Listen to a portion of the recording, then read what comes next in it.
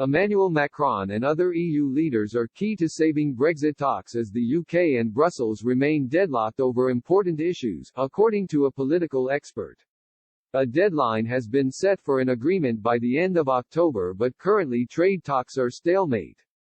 The UK has several red lines, including the sovereignty of UK fishing waters, which Brussels has insisted Britain must compromise on, sparking fury from Downing Street.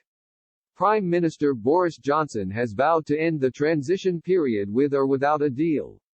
The EU's negotiator Michel Barnier has been acting on the advice of the bloc's leaders when he meets with his UK counterpart Lord Frost, which means he is not in a position to make concessions without their say-so, according to Professor of European Politics and Foreign Affairs at King's College London Anand Menon.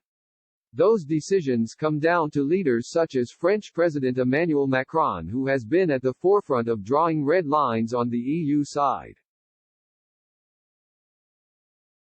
Mr. Macron has demanded the EU have the same access to the UK's fishing waters despite Britain not being a member of the bloc. The demand has vehemently been rejected by the UK as regaining sovereignty of national waters has been considered central to Brexit. While addressing audiences at Global Birmingham, Beyond Brexit, Professor Menon said, "The gap between deal and no deal is far thinner than it has ever been.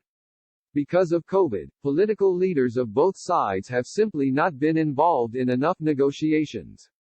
Civil servants such as David Frost and Michel Barnier cannot make the concessions both sides want. That's a matter for people like French President Emmanuel Macron to decide.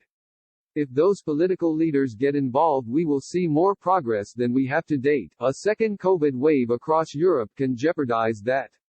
Professor Menon went on to claim the cost of Brexit and coronavirus will have a significant impact on the economy and politics.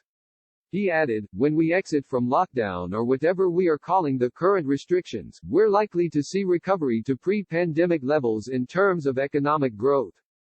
COVID is an enormous, dramatic cost. Brexit is an ongoing cost.